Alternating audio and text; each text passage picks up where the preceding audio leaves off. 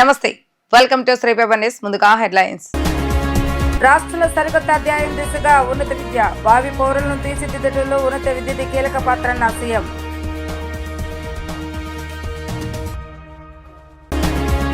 తిరుపతిలో పర్యటిస్తున్న మంత్రి నారా లోకేష్ ఇకపై ఏ నియోజకవర్గ పర్యటనకు వెళ్లిన కార్యకర్తలతో భేటీ కావాలని నిర్ణయం. వైసీపీ అధినేత జగన్ పై మంత్రి అచ్చెన్నాయుడు ఫైర్. జగన్ మానసిక పరిస్థితి బాగోలేదని ఎద్దేవా.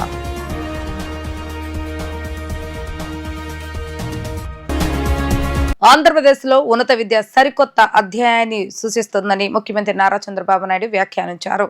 వైస్ ఛాన్సలర్లను పూర్తి మెరిట్ ఆధారంగా నియమించామని ఆయన తెలిపారు. భావి పౌరులను రూపొందించడంలో ఉన్నత విద్య కీలక పాత్ర పోషిస్తుందని అన్నారు. గత పాలనలో రాజకీయ ప్రభావం, లూబియింగ్, వీసీల నియామక ప్రక్రియ బలహీనపడిందని విమర్శించారు. తమ ప్రభుత్వం ప్రవేశపెట్టిన మెరిట్ ఆధారిత వ్యవస్థ విజ్ఞానానికి, కారణానికి సేవ చేయడానికి అర్హులైన వ్యక్తులు నియమించేలా చేస్తుందన్నారు. సామాజిక న్యాయాన్ని ప్రోత్సహిస్తున్నామని సీఎం తెలిపారు. ఈ విధానం ఇప్పటికే ఫలితాలను అందజేస్తుందన్నారు. మొట్టమొదటిసారిగా ఎస్టీ మహిళా professor Prasanna Sri vice chancellor గా నియమితులయ్యారన్నారు. ఇది విద్య, సామాజిక న్యాయానికి గర్వకారణమైన మైలురాయిగా సీఎం పేర్కొన్నారు. కొత్తగా నియమితులైన వైస్ ఛాన్సలర్లందరినీ ఆయన అభినందించారు. విద్య, విజ్ఞానాన్ని అభివృద్ధి చేయడంలో వారి పదవీ కాలం విజయవంతం కావాలని ఎక్స్ వేదికగా ముఖ్యమంత్రి నారా చంద్రబాబు నాయుడు ఆకాంక్షించారు. తెలుగుదేశం పార్టీ కోటి సభ్యత్వాలతో అతిపెద్ద కుటుంబంగా మారిన సందర్భంలో కార్యకర్తే అధినేత అని విద్యా, ఐటీ శాఖ మంత్రి నారా లోకేష్ స్పష్టం చేశారు. తాను అన్న మాటలను ఆచరణలో పెట్టారని, కార్యకర్తే అధినేత అన్న మాటను శిరసావహిస్తానని ఆయన అన్నారు. తిరుపతి నియోజకవర్గ పర్యటనలో ముందుగా పార్టీ కార్యకర్తలు, నేతలతో సమన్వయ సమావేశాన్ని నిర్వహించారు. ఇకపై ఏ నియోజకవర్గ పర్యటనకు వెళ్లిన మొదటి కార్యకర్తతో భేటీ కావాలని మంత్రి నారా లోకేష్ నిర్ణయించుకున్నారు. ఈ సందర్భంగా మంత్రి నారా లోకేష్ మాట్లాడుతూ, టీడీపీ జాతీయ అధ్యక్షులు, గౌరవ ముఖ్యమంత్రి నారా చంద్రబాబు నాయుడు మా అందరికి పదే పదే చెప్పేది, ఏ నియోజకవర్గంలో పర్యటించినా అక్కడి క్లస్టర్ యూనిట్ బూత్ కమిటీ సభ్యులను కలిసి మాట్లాడాలని చెప్పారు. అనంతరం బాబు షూరిటీ, భవిష్యత్ గ్యారంటీ, మన టీడీపీ యాప్ సభ్యత్వ నమోదు కార్యక్రమాల్లో ఉత్తమ పనితీరు కనబరిచిన కార్యకర్తలతో ప్రత్యేకంగా సమావేశం కావాలని ఆదేశించారు. అందులో భాగంగానే పార్టీని బలోపేతం చేసేందుకు నేను సగం రోజు మీతో గడుపుతున్నాను. పార్టీ, ప్రభుత్వం రెండు అనుసంధానమైన ముందుకు పోవాల్సిన అవసరం ఉంది. పార్టీలో నూతనంగా క్లస్టర్ యూనిట్ బూత్ విధానాన్ని తీసుకురావడం జరిగింది. గతంలో నేను పాదయాత్ర చేసినప్పుడు, అన్నా నేను కష్టపడ్డాను, నన్ను గుర్తించడం లేదని చాలా మంది నాతో చెప్పారు. సీనియర్లు, జూనియర్లను సమానంగా గౌరవిస్తా, పనిచేసే వారిని ప్రోత్సహిస్తా. పార్టీ లేకపోతే మనం ఎవరో లేము అని గుర్తుంచుకోవాలి. ఇవాళ మన సమాజంలో గౌరవం లభిస్తుందంటే అందుకు కారణం తెలుగుదేశం పార్టీనే అని ఆయన వ్యాఖ్యానించారు. రాజకీయాల్లో గెలుపటములు సహజమని, ఓడిపోతే అందుకు కారణాలు సమీక్షించుకోవాలని మంత్రి అచ్చెన్నాయుడు అన్నారు. జగన్ మిర్చియార్డు వద్ద పచ్చి అబద్ధాలు చెప్పారని ఆరోపించారు. ఎవరైనా నవ్వుకుంటున్నారన్న స్పృహ కూడా లేదని ఆయన ఎద్దేవా చేశారు. సచివాలయంలో నిర్వహించిన మీడియా సమావేశంలో మంత్రి అచ్చెన్నాయుడు మాట్లాడుతూ, మాజీ సీఎం జగన్ చేసిన వ్యాఖ్యలపై మంత్రి ఆగ్రహాన్ని వ్యక్తం చేశారు. 150 సీట్లతో అధికారంలోకి వచ్చిన వ్యక్తి 5 ఏళ్ల ప్యాలెస్లకే పరిమితమయ్యారని విమర్శించారు. ప్రతిపక్షాలు, మీడియా ఎంత ఘోషించినా 5 ఏళ్లు ప్యాలెస్ వీడలేదన్నారు. ఇలాంటి వ్యక్తి రాజకీయాల్లో ఉండొద్దనే ఈ ఎన్నికల్లో ప్రజలు చిత్తుగా ఓడించారన్నారు.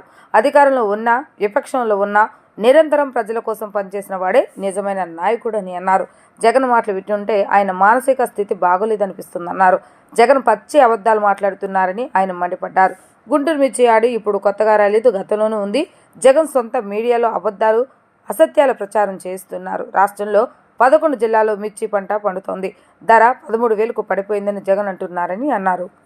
మాట్లాడితే ఒక విషయం చెప్తాడు. మేము ఉండేటప్పుడు 20,000 రూపాయలు ఉండేది, చంద్రబాబు నాయుడు వచ్చాక 13,000కి తగ్గిపోయిందని చెప్పి మాట్లాడుతున్నాడు. ఇది నేను సొంత కవిత్వం కాదు, ఇది ఆన్ రికార్డ్. ఏ డిపార్ట్మెంట్ దగ్గరైనా సరే రికార్డు ఉంటుంది. గత 10 సంవత్సరాలు మిర్చి ధరలను తీసుకున్నాను ఒకసారి. 2015-16 నుంచి 2024-25 వరకు ఏ సంవత్సరం ఎంత ధర మిర్చికి ఉందని అన్ని సంవత్సరాలు చూస్తే మాక్సిమం 11,000 నుంచి 13,600 వరకు ఉంది. 2 సంవత్సరాలు 2022, 23, 23, 24 ఒక సంవత్సరం 20,500, ఒక సంవత్సరం 20,000 ఉంది. ఇది నేను ఏదో 13,000 ఉంది, 14,000 ఉంది, రైతుకి ఇప్పుడు ఇచ్చేస్తున్నామని చెప్పి నేను ప్రభుత్వం తరపున చెప్పడానికి సిద్ధంగా లేను. ఈ రోజు మిర్చి రైతు ఇబ్బందుల్లో ఉన్నాడు. ఎందుకంటే ఆ రోజుకి ఈ రోజుకి పెట్టుబడులు పెరిగాయి, పెస్టిసైడ్స్ రేట్స్ అన్ని పెరిగాయి, కూలీల రేట్లు పెరిగాయి. ఇబ్బందులు ఉన్నటువంటి విషయం కూడా ఈ రోజు మేము గ్రహించాం.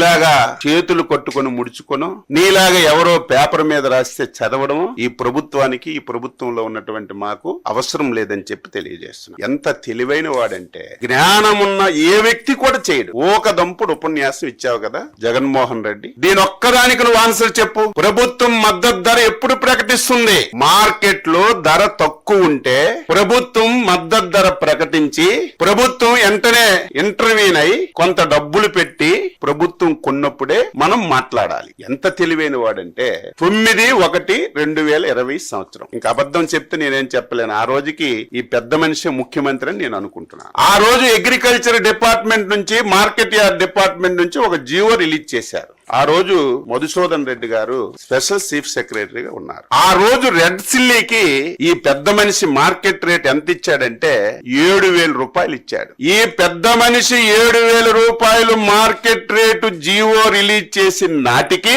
గుంటూరు మార్కెట్ యార్డ్ లో రేటు 12,000 రూపాయలు ఉంది. ఇటువంటి పిచ్చి పనులు నువ్వు చేసి, ఇటువంటి దారుణాలు చేసి ఈ రోజు రైతు మీద గగ్గోలు పెడుతుంటే ఎవడు నమ్ముతాడని చెప్పి నేను తెలియజేస్తున్నాను. గత 35 ఏళ్లుగా లిటిల్ లైట్స్ రిచ్ ద్వారా అనాథ పిల్లలకు నీడను కల్పిస్తూ విద్యను అందిస్తున్న ఆశ్రమంలో అగ్ని ప్రమాదం చోటు చేసుకోవడం చాలా బాధాకరమని గన్నవరం ఎమ్మెల్యే యార్లగడ్డ వెంకటరావు తెలిపారు.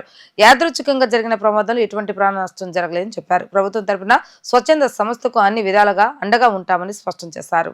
గన్నవరం లిటిల్ లైట్స్ రిచ్ అనాథ ఆశ్రమాన్ని గన్నవరం ఎమ్మెల్యే యార్లగడ్డ వెంకటరావు పరిశీలించారు. ఆశ్రమంలో జరిగిన అగ్ని ప్రమాదం గురించి నిర్వాహకులను అడిగి తెలుసుకున్నారు. అనంతరం ఆయన మీడియాతో మాట్లాడుతూ గత 35 ఏళ్లుగా గన్నవరంలో లిటిల్ లైట్స్ రిచ్ స్వచ్ఛంద సేవా సంస్థ ద్వారా అనాథ పిల్లలకు నీడను కల్పిస్తూ విద్యను అందిస్తున్న ఆశ్రమంలో అగ్ని ప్రమాదం చోటు చేసుకోవడం చాలా బాధాకరమని అన్నారు. యాదృచ్ఛికంగా జరిగిన ప్రమాదంలో ఎటువంటి ప్రాణ నష్టం జరగలేదని చెప్పారు. ప్రమాదంలో ఓ చిన్నారికి చిన్నపాటి గాయాలయ్యాయని తెలిపారు. ప్రభుత్వం తరపున స్వచ్ఛంద సంస్థకు అన్ని విధాలుగా అండగా ఉంటామని ఆయన స్పష్టం చేశారు. ఈ రీచ్ సంస్థ గత 35 సంవత్సరాలుగా ఈ బిల్డింగ్లో పిల్లలకి సర్వీస్ ప్రొవైడ్ చేసిన సంస్థ. బాధాకరమైన విషయం ఏంటంటే నిన్న రాత్రి అర్ధరాత్రి దాటిన తర్వాత 12:30 టైంలో, నిన్న చాలా మంచి రోజు అని అనుకోవాలి ఒక రకంగా. ఎందుకంటే దీని బ్యాక్ సైడ్ క్రైస్తవ సోదరీమణులు వాళ్ళు కూటమి జరుపుకుంటా ఆ టైంలో ఏంటి పొగ వస్తుందని చూసిన పరిస్థితి. వెంటనే అలర్ట్ చేసి వీళ్ళందరూ చూస్తే ఆ రూమ్లో దాదాపు 32 మంది కిడ్స్ ఆ రూమ్లో ఉన్న పరిస్థితి. ఇప్పుడు 150 మంది స్ట్రెంగ్త్ ఉంది దీంట్లో. యువతల రూముల్లో మిగతా విద్యార్థులు ఉన్న పరిస్థితి. దేవుడు కరుణించాడని నేను బలంగా నమ్ముతున్నా. వాళ్ళు నిన్న పొద్దున్న లేచిన వేళ చాలా మంచిది. వాళ్ళు కనుక జరగకపోతే ఎలా ఉండేది ఊహించడానికి కూడా భయంగా ఉన్న పరిస్థితి. ఒక్క అఖిల్ అనే కుర్రాడికి కొంచెం 1% బర్నింగ్స్ ఉన్నాయి తప్ప, ఆయన వేంపాడు గ్రామానికి సంబంధించిన స్టూడెంట్. సో తన్ని గవర్నమెంట్ హాస్పిటల్లో తీసుకెళ్ళి చూపించి ఇంటికి తీసుకెళ్ళిపోయారు. అవసరమైతే ఆయనకి అవసరం లేదని చెప్తున్నారు, వాళ్ళ తల్లిదండ్రులతో కూడా మాట్లాడిన పరిస్థితి. అవసరమైతే ఆయన మంచి హాస్పిటల్లో, ప్రైవేట్ హాస్పిటల్లోనే ట్రీట్మెంట్ ఇచ్చే కార్యక్రమం డెఫినెట్గా మేము తీసుకుంటాం. అలాగే యాదృచ్ఛికంగా కాకతాళీయంగానో యాదృచ్ఛికంగానో ఎవరికి తెలియని పరిస్థితి ఏం జరిగింది అనేది. షార్ట్ సర్క్యూట్ అయిందా? షార్ట్ సర్క్యూటే మోస్ట్ లైక్లీ అయి ఉంటుంది. సో ఈ సంఘటన బాధాకరం. Thank you. పిల్ల సైకో వంశీని పరామర్శించేందుకు పెద్ద సైకో వచ్చాడని టీడీపీ నేత బుద్ధా వెంకన్న విమర్శించారు. ఒక పథకం ప్రకారం కిరాయి మోకలను తీసుకుని విజయవాడ వచ్చారని పోలీసులు ముందే పసిగట్టి ఎక్కడికక్కడ నివారించారని తెలిపారు. పోలీసులు ఎక్కడున్నా వారి బట్టలు ఊడదీస్తానని చేసిన వ్యాఖ్యలు జగన్ నైజాన్ని మరోసారి బయటపెట్టాయన్నారు. వన్ టౌన్లోని తన కార్యాలయంలో టీడీపీ నేత బుద్ధా వెంకన్న విలేకరుల సమావేశాన్ని నిర్వహించారు. సమావేశంలో ఆయన మాట్లాడుతూ వంశీని కలిసిన తర్వాత జగన్ పని అయిపోయిందన్నారు. కొడాలి నాని, వల్లభనేని వంశీమోహన్, దేవినేని అవినాష్ అంటే చంద్రబాబు నాయుడుకు అసూయ అంటూ జగన్ చేసిన వ్యాఖ్యలు చూసి వంశీ సతీమణి అక్కడే నవ్వుకుంటున్నారన్నారు.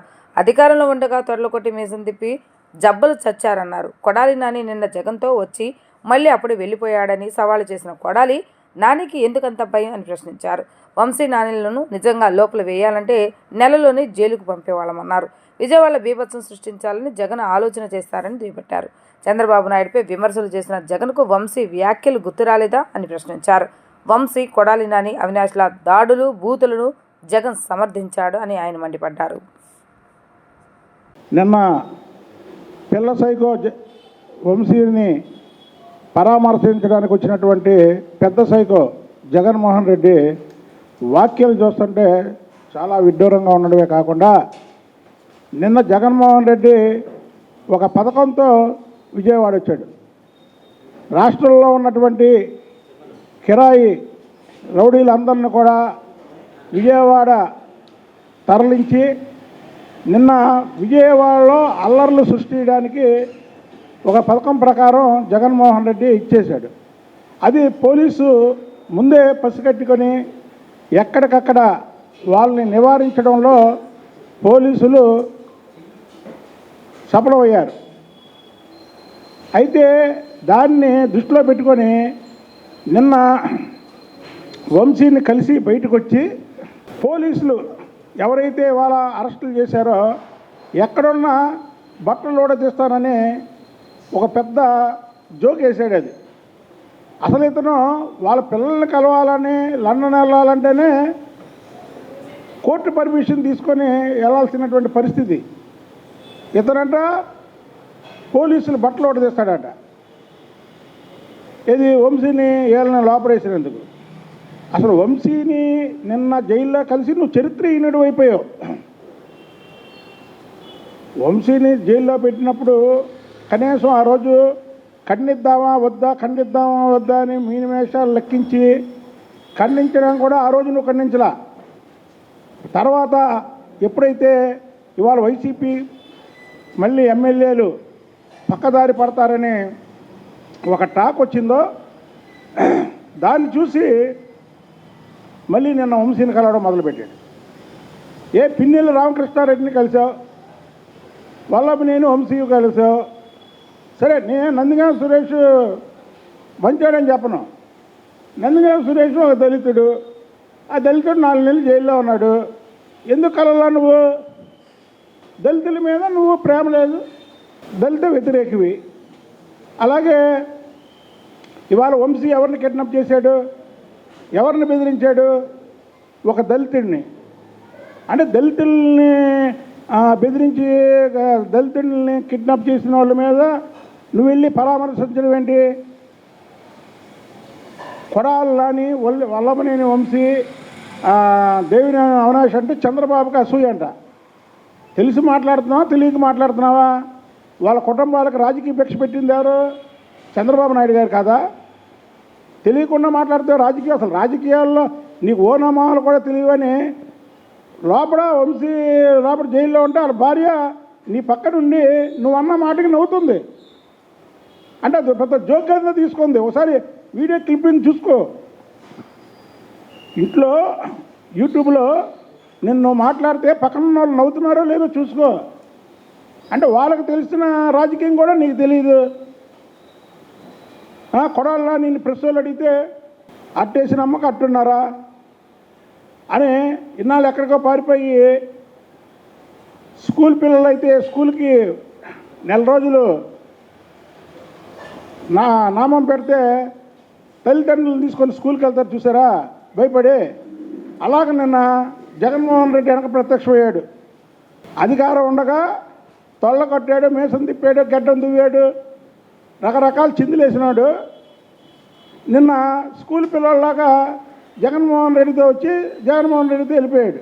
వేసవిలో నగరపాలక సంస్థచే కల్పించే సౌకర్యాలలో ఎటువంటి ఇబ్బందులు ప్రజలు ఎదుర్కోకూడదని నగరపాలక సంస్థ కమిషనర్ ధ్యాన్ చంద్ర అన్నారు. కార్పొరేషన్ ప్రథమ కార్యాలయంలో గల నూతన భవనంలోని సమావేశపు హాల్లో ఇంజనీరింగ్ సిబ్బందితో సమీక్ష సమావేశం నిర్వహించారు. ఈ సందర్భంగా కమిషనర్ మాట్లాడుతూ వేసవిలో త్రాగునీటి సరఫరాలో కొండ ప్రాంతాలకు ఎటువంటి లోటు లేకుండా నీటి సరఫరా జరగాలన్నారు. అందుకు అనుగుణంగా కావాల్సిన వాహనాలను, వాటర్ ట్యాంకర్లను సమకూర్చుకోవాలన్నారు. జనాభా ఎక్కువగా ఉన్న చోట త్రాగునీటి సౌకర్యాలను మరింత పెంచాలని, కొండ ప్రాంతాల్లో నివసిస్తున్న ప్రజలకు త్రాగునీటి సౌకర్యం కల్పించేందుకు నగరపాలక సంస్థ కావాల్సిన చర్యలను తీసుకోవాలని అన్నారు. కూటమి పరిపాలనలో ఏ ఒక్క రైతు సంతోషంగా లేడని, ఈ దీన స్థితికి కూటమి ప్రభుత్వమే కారణమని వైఎస్ఆర్సీపీ అధినేత మాజీ ముఖ్యమంత్రి వైఎస్ జగన్మోహన్ రెడ్డి అన్నారు. కూటమి ప్రభుత్వ నిర్లక్ష్యంతో రైతులు చాలా కష్టాలు పడుతున్నారని, ఏ ఒక్క రైతు సంతోషంగా లేడని, ఏ పంటకు గిట్టుబాటు లేకుండా పోయిందని ఆవేదన వ్యక్తం చేశారు. జగన్ గుంటూరు పర్యటన నేపథ్యంలో ఇసుకేస్తే రాలనంత జనం తరలివచ్చారు. అనంతరం జగన్మోహన్ రెడ్డి మీడియాతో మాట్లాడుతూ మిర్చి రైతులకు గిట్టుబాటు ధర లేకపోవడంతో రైతులు బతికే పరిస్థితి లేకుండా పోయిందని ఆయన ఆవేదన వ్యక్తం చేశారు. గతంలో వైఎస్ఆర్సీపీ పాలనలో రైతులకు చేసిన మేలును వివరించిన ఆయన ఈ కూటమి ప్రభుత్వం రైతుల పాలిట శాపంగా మారిందని మండిపడ్డారు. తమ హయాంలో రైతులు నష్టపోకుండా గిట్టుబాటు ధర కల్పించామని 21,000 నుంచి 27,000 దాకా వచ్చేదని చెప్పారు.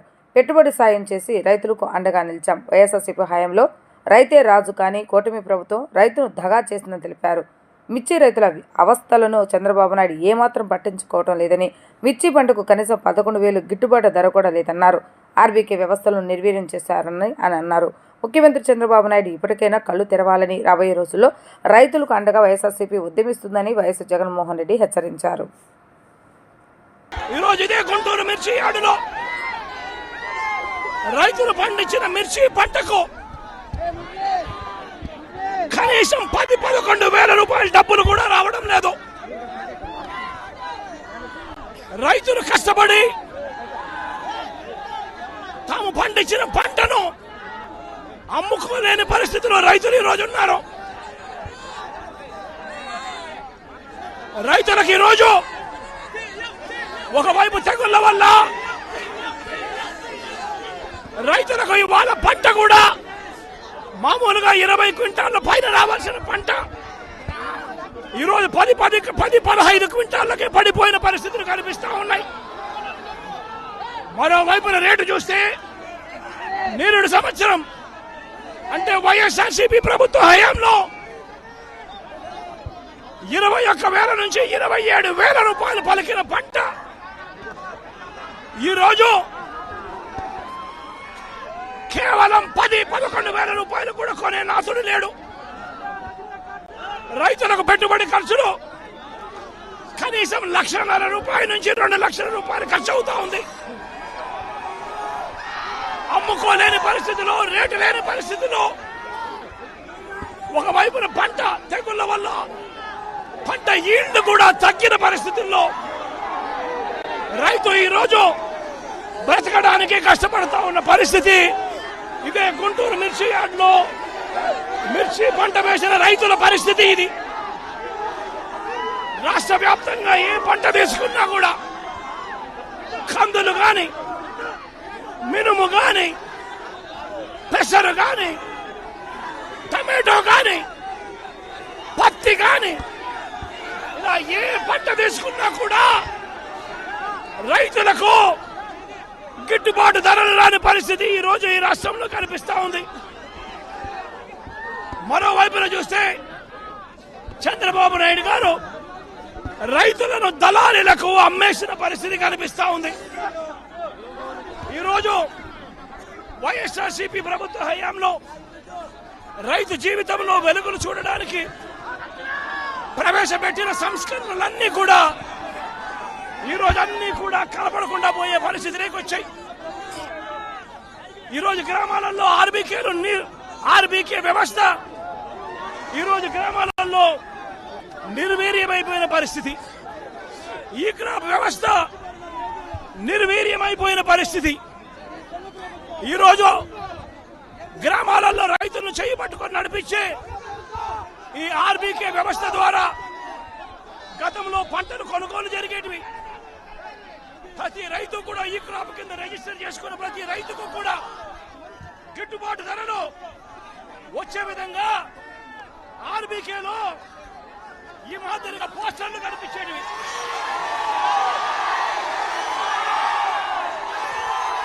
ప్రతి ఆర్బీకేలో కూడా ఈ మాదిరిగా పోస్టర్లు కనిపించేటివి. ఈ గిట్టుబాటు ధరల కంటే కూడా తక్కువ రేటుకు ఏ రైతు అమ్ముకోవాల్సిన పరిస్థితి వచ్చేది కాదు. ఒకవేళ అమ్ముకోవాల్సిన పరిస్థితి ఏ రైతుకైనా ఉంటే ఆ రైతు ఆర్బీకేకి వచ్చి రిజిస్టర్ చేసుకుని 1907కు ఫోన్ చేస్తే చాలు, ఆ రైతులకు వెంటనే ప్రభుత్వం జోక్యం చేసుకుని పంటలు కొనుగోలు చేసే పరిస్థితి. ఆ రోజుల్లో ధాన్యం ప్రొక్యూర్మెంట్ కు 65,000 కోట్ల రూపాయలు ఖర్చు చేసి ధాన్యం కొనుగోలు రాష్ట్ర ప్రభుత్వం రైతులకు గిట్టుబాటు ధర ఇప్పించే కార్యక్రమం చేస్తే ఈ రోజు ధాన్యం కొనుగోలులో ఏ రైతుకు కూడా కనీస ధర రాలేదు. ప్రతి ఇతర పంటల కొనుగోలుకు వైఎస్ఆర్సీపీ ప్రభుత్వ హయాంలో 7,000 కోట్ల రూపాయల పైచీలకు ఇతర పంటల కొనుగోళ్ల కోసం ఖర్చు చేసి ప్రతి రైతును కూడా ఆదుకున్న పరిస్థితి మా ప్రభుత్వంలో ఉంటే ఈరోజు రైతులకు గిట్టుబాటు ధర ఇప్పించాలన్న ఆలోచన లేదు. ఆర్బీకేల ద్వారా కొనుగోలు చేయాలి అన్న ఆలోచన లేదు. ఒక నంబర్ ఫోన్ కొడితే చాలు ప్రభుత్వం స్పందిస్తుందన్న నమ్మకం ఈరోజు రైతుల్లో కూడా కరువైపోయిన పరిస్థితులు ఈరోజు రాష్ట్రంలో కనిపిస్తా ఉన్న పరిస్థితులు. ఈరోజు ప్రతి వ్యవస్థ కూడా నిర్వీర్యమైపోయిన పరిస్థితి. ఆర్బీకేలు నిర్వీర్యమైపోయాయి. ఆర్బీకేలో అనుసంధానంగా ఉన్న ఇంటిగ్రేటెడ్ ల్యాబ్స్ ఈరోజు నిర్వీర్యమైపోయినాయి. గతంలో ఎవరైనా కల్తీ విత్తనాలు అమ్మాలనుకుంటే ప్రభుత్వం ఉంది అని చెప్పి భయపడే పరిస్థితి నుంచి ఈరోజు యథేచ్ఛగా ప్రభుత్వం దగ్గరుండి ఆర్బీకేల ద్వారా ఎరువులు సప్లై, విత్తనాల సప్లై ఆపేసిన కార్యక్రమం జరుగుతా ఉంది. ఎరువుల సప్లై, విత్తనాల సప్లై స్వర్ణాంధ్ర స్వచ్ఛాంధ్రకి సీఎం శ్రీకారం చుట్టారని స్వచ్ఛాంధ్ర కార్పొరేషన్ చైర్మన్ కొమ్మారెడ్డి పట్టాభిరామ్ తెలిపారు. నెలకి ఒక థీమ్ తో ముందుకు వెళ్తున్నట్లుగా వెల్లడించారు. ఈ నెలలో థీమ్ సోర్స్ రీసోర్స్ అనే థీమ్ తో ముందుకు వెళ్తున్నామని చెప్పారు. స్వచ్ఛత అంటే కేవలం మున్సిపల్ శాఖ బాధ్యత మాత్రమే కాదని అన్ని శాఖల సమన్వయంతో ముందుకు రావాలన్నారు. 90 శాఖలతో దీనిలో భాగస్వామ్యం చేస్తామన్నారు. వీటికి నోడల్ అధికారులు నియమించారని 2,17,000 మంది ఈ స్వచ్ఛాంధ్రలో భాగస్వాములయ్యారని తెలిపారు. చంద్రబాబు నాయుడు ఆశయాలకు అందరూ అండగా నిలబడ్డారని పేర్కొన్నారు. రాష్ట్రంలో ఎక్కడ డంపింగ్ యార్డ్ కనిపించకుండా చేయాలని సీఎం ముఖ్య ఉద్దేశమని చెప్పారు. పైలట్ ప్రాజెక్టుగా కందుకూరులో ప్రారంభించామని రానున్న రోజుల్లో రాష్ట్ర వ్యాప్తంగా ఇదే విధంగా ఏర్పాటు చేస్తామని చెప్పారు. మరి ఫిబ్రవరి నెలలో సోర్స్ రీసోర్స్ అనే థీమ్ ఆధారంగా చేసుకుని కార్యక్రమాలు చేపట్టడం జరిగింది. ఏదైతే సెగ్రిగేషన్ అంటే చెత్తని వేరు చేయడం ద్వారా దానిలోంచి వచ్చేటటువంటి అనేక రకాలైనటువంటి రీసైక్లబుల్స్ని మనం బయటికి తీసినట్లయితే సంపద సృష్టించుకునేటటువంటి అవకాశం కూడా ఉంటుంది అన్న ఒక థీమ్ని మేము ఫిబ్రవరి నెలలో తీసుకుని అనేక కార్యక్రమాలు చేపట్టాం. మరి దీనికి సంబంధించి ప్రతి నెల కూడా మేము సాధిస్తున్నటువంటి ప్రగతిని, ఏదైతే ప్రోగ్రెస్ మేము అచీవ్ చేస్తూ ఉన్నామో, అదేవిధంగా సాలిడ్ అండ్ లిక్విడ్ వేస్ట్ మేనేజ్మెంట్కి సంబంధించి మరి రాష్ట్రం ఏ స్థాయిలో ఉందో, మరి ఎక్కడికి చేరుకోవాలనుకుంటున్నాం, ఏం టార్గెట్స్ పెట్టుకున్నాం, ఇవన్నీ కూడా ప్రతి నెల ఒక నివేదికని గౌరవ రాష్ట్ర ముఖ్యమంత్రి గారు ప్రజలకి ఇవ్వమని మరి స్వచ్ఛాంధ్ర కార్పొరేషన్కి ఆదేశించడం జరిగింది.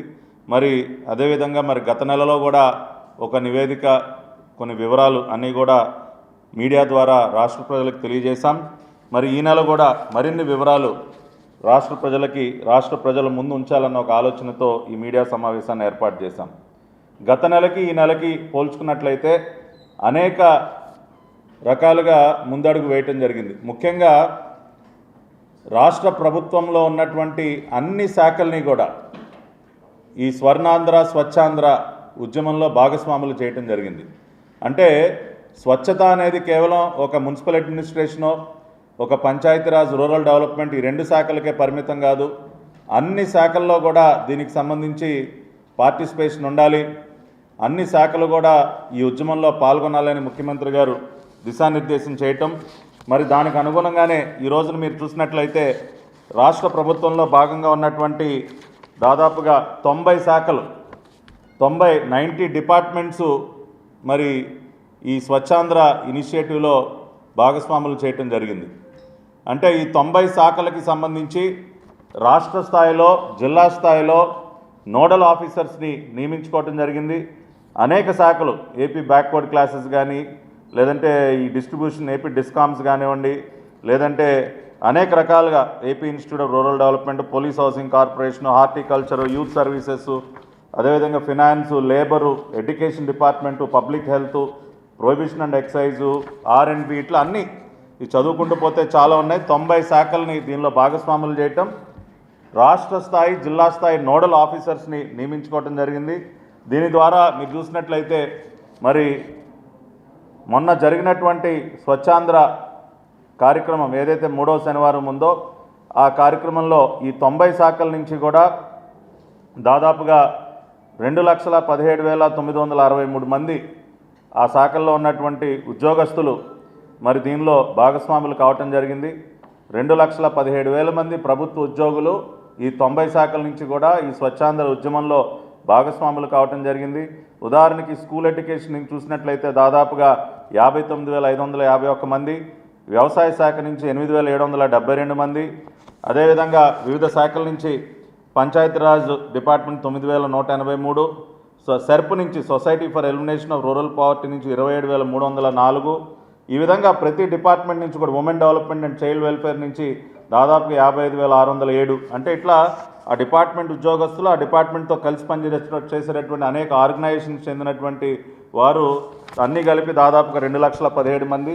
అంతేకాకుండా ఈ డిపార్ట్మెంట్స్ ఆధ్వర్యంలో జరిగినటువంటి కార్యక్రమాల్లో మీరు చూసినట్లయితే మొత్తంగా ఈ 90 డిపార్ట్మెంట్స్ ఆధ్వర్యంలో జరిగినటువంటి వివిధ స్వచ్ఛాంధ్ర కార్యక్రమాల్లో రాష్ట్ర వ్యాప్తంగా మొత్తంగా 54,54,083 మంది ప్రజలు అదేవిధంగా డ్వాక్రా మహిళలు కానివ్వండి, వివిధ సంఘాలకు చెందినటువంటి వారు కానివ్వండి, అంగన్వాడీ వర్కర్స్ ఇట్లా అందరూ కలుపుకుంటే దాదాపుగా 54,54,083 మంది ఈ 90 శాఖల ఆధ్వర్యంలో జరిగినటువంటి ఈ స్వచ్ఛాంధ్ర కార్యక్రమాల్లో పాల్గొనడం జరిగింది. అంటే 2,17,963 మంది ఉద్యోగస్తులు, ఈ డిపార్ట్మెంట్ సంబంధించినటువంటి అనేక శాఖల్లో ఉన్నటువంటి వారు, అన్ని స్థాయిల్లో ఉన్నటువంటి వారు, వారి ఆధ్వర్యంలో జరిగినటువంటి కార్యక్రమాల్లో 54,54,000 మంది ప్రజలు కూడా నేరుగా మరి స్వచ్ఛాంధ్ర ఉద్యమంలో పాల్గొనడం జరిగింది. అంటే గత నెలతో పోల్చుకుంటే ఇంకా ఈ నెల మరింత ఎక్కువ మంది ఈ ఉద్యమంలో భాగస్వాములు అవుతున్నారు.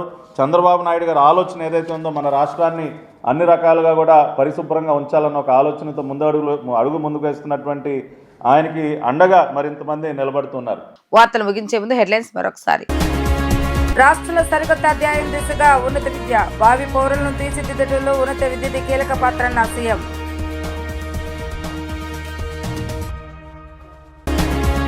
తిరుపతిలో పర్యటిస్తున్న మంత్రి నారా లోకేష్ ఇకపై ఏ నియోజకవర్గ పర్యటనకు వెళ్లిన కార్యకర్తలతో భేటీ కావాలని నిర్ణయం. వైసీపీ అధినేత జగన్పై మంత్రి అచ్చెన్నాయుడు ఫైర్, జగన్ మానసిక పరిస్థితి బాగోలేదని ఎద్దేవా.